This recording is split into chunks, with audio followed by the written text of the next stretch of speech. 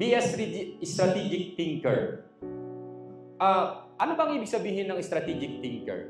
Sa akin, sinasummarize ko lang siya na yung merong kang initiative, no? Kumbaga, although madalas parang sinusubo na natin sa mga ahente, pero I'm very thankful and grateful sa mga partner agents natin na meron silang initiative na, halimbawa, kahit ito yung tinuturo ni Sir Ralph, meron siyang ibang creative thinking na, ito yung implement ko, ito yung gumagana sa akin. Kasi hindi naman, porket gumagana sa akin, gagana din naman sa inyo. Or maybe, meron ka lang iti-twist, di ba?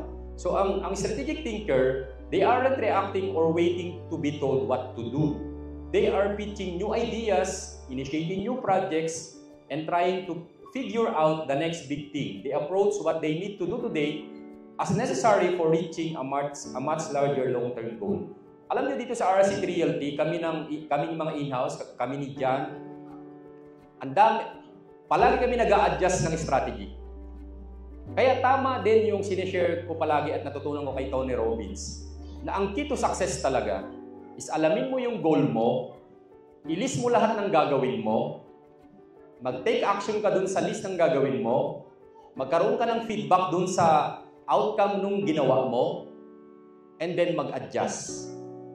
Adjust, and then mag-implement ka ulit, mag-take action ka ulit, and then magkaroon ka ulit ng feedback, right?